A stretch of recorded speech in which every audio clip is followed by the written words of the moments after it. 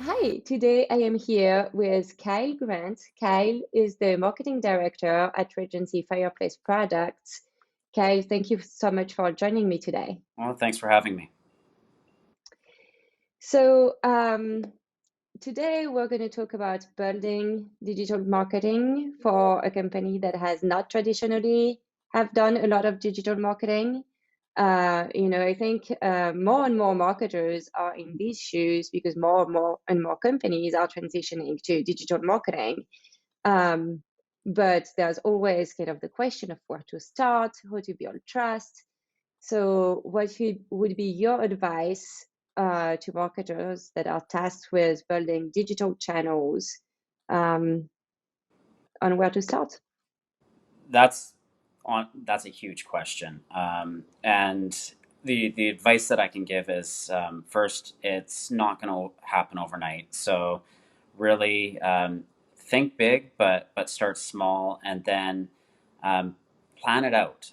Really take a very slow, cautious approach to how you're going to build out your digital channels. And what we found successful is that we really started to select the right channels that were going to prove ROI immediately for us and build out with the channels that are going to prove the highest ROI first. So basically, build out your strategy, but start from a position of strength and keep building and playing to your strengths.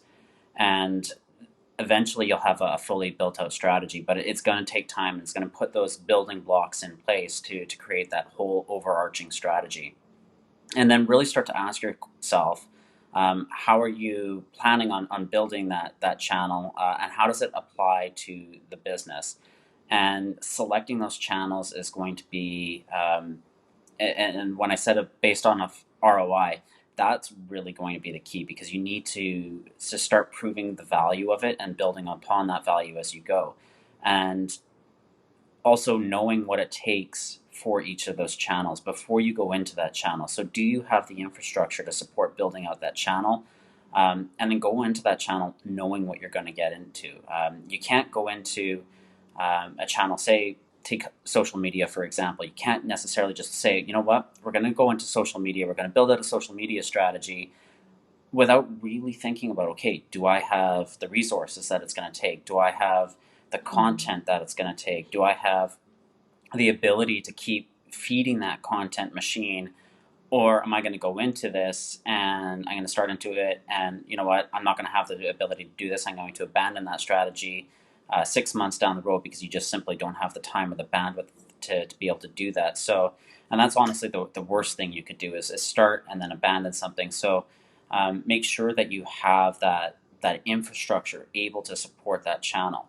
And then, most importantly, how are you going to define success? And how does that success create value for the company? And how are you going to Mhm. measure that? Be realistic and set very clear expectations. So, example, having a content strategy. Everybody talks about content strategy, but how are you going to measure that? How is that actually going to provide value to the company? And then, how are you going to keep coming back to that? A content strategy can take months before it's actually going to start to prove any kind of ROI. Mhm. So how do you set those expectations internally, and then how are you going to keep coming back and keep measuring the impact of that and reporting back to the business? And then the key to being able to build successful strategies is to continually prove that ROI. And then once you started to prove that ROI, then you can go into building the next aspect of that strategy and keep building it out. It's almost like taking pieces of Lego and start putting them together. And eventually you're going to have a fully fleshed out marketing strategy for digital marketing, but it's going to take time. Right, right.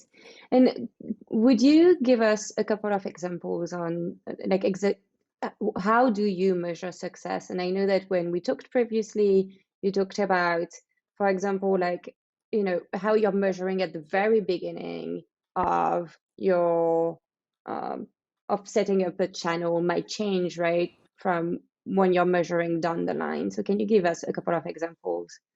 Sure. So I'm in a really fortunate position because we have a very solid ERP system that we can go back to and start measuring sales data. I also work very closely with multiple other departments. So when we're trying to prove out value, we can do things like take a look at how our strategies are impacting sales in specific areas. We can tie warranty information back to channels. We can start to tie rebates back to marketing channels. So from that perspective, we're really lucky. But one of the things that we like to do is, and we kind of have this mantra internally, is we think global, but we act local. So Mm-hmm.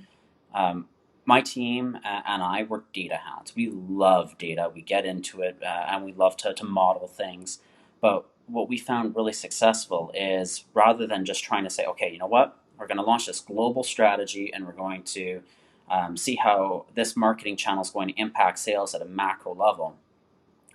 That's not necessarily going to be easy or effective to do. So what we do is we say, okay, let's take out and carve out a small segment of the market. Let's go after a specific city or a specific province or state, and then we start to invest that channel and direct that channel into that particular market, so we can measure that sales lift on a local level because it's easier to Mm-hmm. see that. And then you can use other markets as your control markets, and you can measure the impact of that channel on that market versus your control market and see if there's lift, because you're going to have externalities that happen all the time. Yeah. We all just went through one of the biggest externalities in history called COVID. Um, Mm-hmm. so how does that impact the business, and how do you measure that when you're doing something else? So if we're measuring sales, well, if we're going and we're trying to target the entire market with a marketing channel, and you're measuring the sales lift off of that, and you've got this major externality that's offsetting that, it's going to be very difficult to prove what's the thing that actually contributed to that sales lift or decline. And Right. so by setting test and control experiments, you can actually define what that control variable is, and then actually define, all right, so we're going to go into this market. This is going to be our test market. Our control market is going to be a different market, which is very similar to this market. And then Mm-hmm. we can start to see, okay, well, if both markets went up, but our test market went up more than the control market, you can say, yes, there was an impact of some externality, say COVID, pushing sales and driving sales, but the marketing channel actually contributed to a higher lift than Right. your controlled experiment. So always coming back and being able to define experiments and be able to measure against that. Um, that's kind of what we talk about when we think, when we're saying we think global but we act local. Once you've proven the channel and you can, you're comfortable in that and you've got statistically relevant data, then you can look at expanding that channel into further markets. And what we're talking about at the beginning is, always go from a position of strength. So if you can prove the ROI in a local area, then that gives you the credibility and the license with the rest of the company stakeholders to start building out from there. Right. Right. And it's also a much easier ask to start with an experiment, right? You start with something smaller. You can get approval like faster for that too. Yeah, absolutely. And the other thing is, you're not asking for such a large budget as well. You can ask for, Mm-hmm.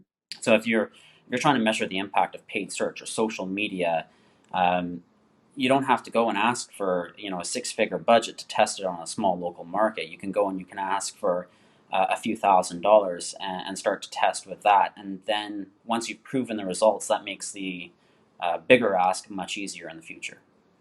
Right. Right. Exactly. All right. Well, thank you so much. I think all of this is very applicable, so our audience will probably really like it. So thank you so much for spending the time and sharing what you've learned in your marketing career. All right. Well, thank you so much for having me.